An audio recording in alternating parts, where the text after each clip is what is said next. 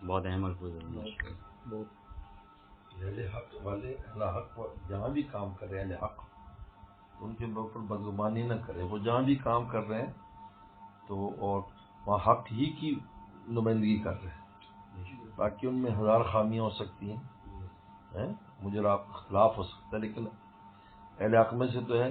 اور میں نے کہا کہ یہ وہ زمانہ ہے کہ جہاں اس بات کی ترغیب رات دن دی جاتی ہے کہ یار اہل باطل کے ساتھ بھی نرم رویہ رکھو تاکہ انتشار نہ ہو.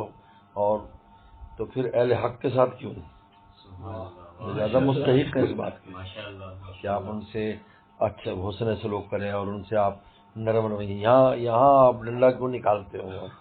کیوں تھی؟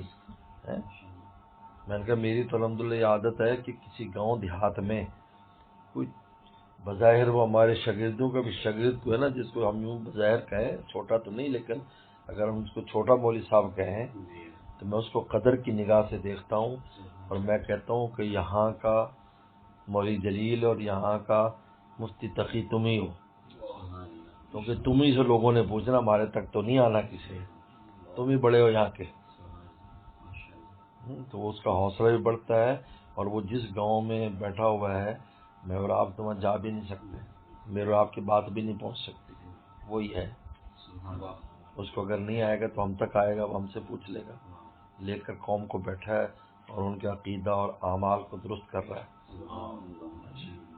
تو لہٰذا اہل حق کا کوئی بھی ہے تو اس پر ہم جی خام خام میں ایک تان و تشریح، یہ صرف زیادہ تر سیاسی مزاجوں میں ہوتا ہے. سیاسی مزاج بن جائے نا جب، تو پھر یہ شروع کر دیتے ہیں. ورنہ اگر صحیح دینداری کا مزاج ہو تو اس میں اس قسم کا معاملات نہیں آتے. کسی کو برا کہے جو جائیں. ہمارے والد صاحب اللہ علیہ سے ایک آدمی نے آ کر کہا کہ جی فلاں جو مولوی صاحب ہے وہ ہر وقت حکومت کی اداروں میں پھرتا رہتا ہے اور وہ جناب ان کی تعریفیں کرتا رہتا ہے جی افسروں کی، اور یہ وہ ہے. تو اس کے بارے میں ایسی بدگمانی کی بات کی تو حضرت والد صاحب نے منع فرمایا اور فرمایا کہ وہ وہاں پر حق کی نمائندگی حق والوں کی میں اور آپ کرتے ہو، وہی کرتا ہے نا. چنانچہ وہ کتنا بھی افسروں کی تعریف کرے لیکن جہاں حق اور باطل کی بات آتی تھی تو وہ ڈٹ جاتا تھا. نہیں یہ غلط ہے، اصل بات یہ ہے ہمارے بزرگ فلاں ٹھیک ہے، یہ ہے وہ ہے، فوراً ہماری بات کرنی ہے اس نے. اور بجائے افسروں کو کچھ بھی کہتا پھرتا ہے. مجھے آپ کو تو بلاتے بھی نہیں ہیں اور بند کمروں میں بیٹھ کر ہمارے خلاف فیصلے ہو رہے ہیں. لیکن وہاں کو اگر ایسا آدمی بیٹھا ہے جو ہماری بات کر رہا ہے تو آپ مجھے بتائیں. یعنی آپ تاریخ پڑھیں تو تاریخ میں آپ کو ایسے لوگ ملیں گے کہ کوئی ایک ہی کوئی حق والا تھا، وہ اس دربار سے بادشاہ کے متعلق تھا، تو بادشاہ کہیں ایسے خطرناک فیصلے کرنے لگا تو وہی ایک آڑے آیا اور اس نے اس کو سیدھے رخ پر ڈال دیا. جبکہ باہر قوم جو ہے نا وہ اتنے علماء اور اتنے بڑے بڑے لوگ تھے لیکن وہ کسی کی سننے کو تیار نہیں تھا. لیکن وہ چونکہ درباری تھا تو اس نے اس کی رعایت کی بات اس کو سمجھ میں آ گئی. کہا اچھا یہ ٹھیک ہے.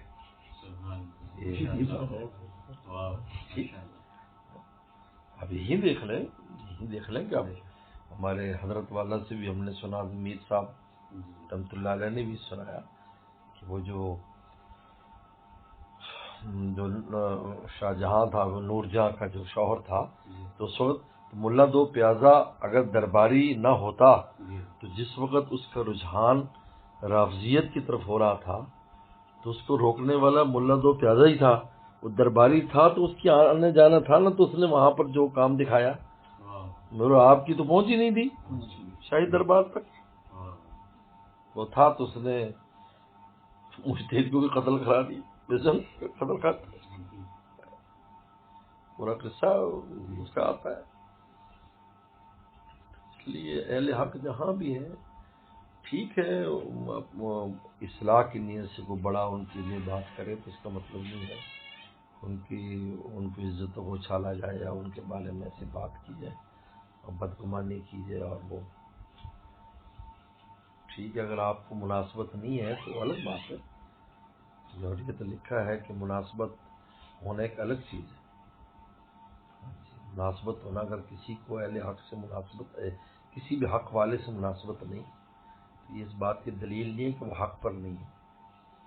کیونکہ کسی بھی کو مرشد بنانے میں اس میں جو نا جو شرائط ہیں ان میں 4 شرطیں تو وہ متفق علیہ ہیں جو ہر اہل حقانی لوگوں میں پائی جاتی ہیں، کہ اس کا عقیدہ درست ہو اور سنت پر عمل کرتا ہو اور کسی سے اپنی اصلاح کرائی ہو اور آگے اس کو اصلاح کرنے کی اجازت دی گئی ہو. 5ویں جو شرط ہے کہ مناسبت ہو، روحانی بلڈ گروپ ہو، تو اس کے ساتھ روحانی طور پر بھی طبیعت ملتی ہے. کیونکہ کسی میں جلال ہے، کسی میں جمال ہے، کسی میں کچھ ہے. ایسا ہو سکتا ہے کہ وہ نہ ملے، ہو سکتا ہے کہ نہ ملے، مناسبت نہ ہو. تو اس لیے 5ویں جو شرط ہے کہ روحانی بلڈ گروپ ملتا ہو. یہ دلیل نہیں جس سے نہیں ملتا وہ حق پر نہیں ہے. یہ واقعی میں بہت عجیب بات ہے. حق پر نہیں ہے، نہیں وہ حق پر ہے. میرا آپ کا مناسبت نہیں تھی. جیسے بلڈ گروپ کسی سے نہ ہے تو اس کا مطلب یہ نہیں ہے کہ وہ بیمار ہے. اس کو بیمار تو نہیں قرار دے سکتے، صحت مند، لیکن میرا آپ کو بلڈ گروپ نہیں مل رہا ہے، روحانی بلڈ گروپ نہیں مل رہا ہے. لہٰذا یہ مناسبت کسی کے ساتھ ہوتی نہیں ہوتی، کیونکہ جلال جمال ہر ایک کی روحوں کا معاملہ ہے نا. یہ کس سے مناسبت، کسی سے مناسبت ہے.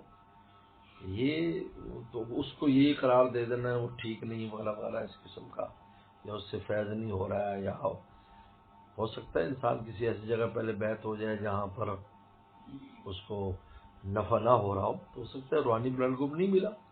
میں حضرت والا سے میں نے کچھ شعر سنا کہ آنکھ سے آنکھ ملی، دل سے مگر دل نہ ملا، عمر بھر ناؤ پہ بیٹھے مگر ساحل نہ ملا. جب مناسبت اس سے کہتے ہیں، حضرت دادا پیر فرماتے تھے شاہ عبد الغنی پھول پور رحمۃ اللہ علیہ کہ ایمان کے بعد سب سے بڑی نعمت مناسبت والا پیر مل جانا ہے، کیونکہ اس سے آپ کا ایمان محفوظ بھی رہے گا اور ترقی بھی کرے گا.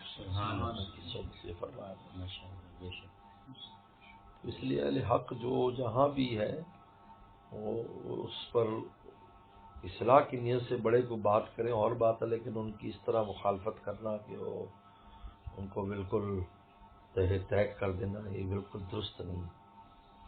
وہ جہاں بھی ہیں وہ حق کی بات ہی تو کر رہے ہیں، حق والوں کی نمائندگی کر رہے ہیں. بلا وجہ ان کی مخالفت کرنا، ان کے پیچھے پڑ جانا ختم مناسب نہیں. اور ویسے لوگ ترغیب دیتے پھر رہے کہ جی 200 سال بھی رواداری کرو، اور یہاں رواداری بھول جاتے ہیں. اپنوں کے ساتھ رواداری بھول جاتے ہیں، غیروں کے ساتھ رواداری کی ترغیبات چلتی ہیں. آپ بات کا نیال ایسا نیال زمانہ نہیں ہے، محبت سے رہو یار. یہ دے تو بھائی ان کے ساتھ کیوں نہیں محبت کا معاملہ کرتے جو آپ ہی کے ہیں. اگر آپ کی پارٹی میں نہیں ہے تو اس کا مطلب کیا ہے؟ آپ اس کو پھانسی چلا دیں. یہ بات ہے.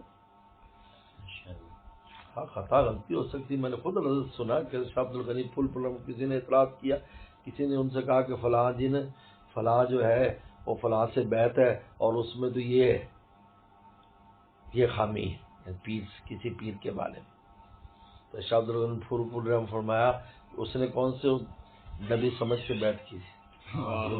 ولی سمجھ کے. تو ولی سے غلطی ہو سکتی، کبیرہ بھی ہو سکتا ہے، ولی سے کبیرہ بھی ہو سکتا ہے، لیکن وہ توبہ کر لیتا ہے پھر دوبارہ اسی جگہ فائز ہو جاتا ہے. بھئی اگر کسی افسر سے غلطی ہو جائے اور اس غلطی کی وجہ سے وہ افسر جو ہے اس کو ٹرمینیٹ کر دیں کچھ دن کے لیے اور بعد میں وہ معافی نامہ لکھ کر حکومت سے بحال ہو جائے تو افسر ہی لگے گا یا چپڑاسی لگے گا؟ نہ تو افسر لگے گا بلکہ پچھلی تنخواہیں بھی مل جائیں گی جو رکن تھی سال بھر سے وہ بھی ملے. جب اللہ کے ولی جو ہے وہ تو محفوظ الخطا تو نہیں، معصوم تو نہیں. تو جب معصوم نہیں تو اس سے خطا ہو گئی. اب جب خطا ہوگی تو اس کو معذور کر دیا.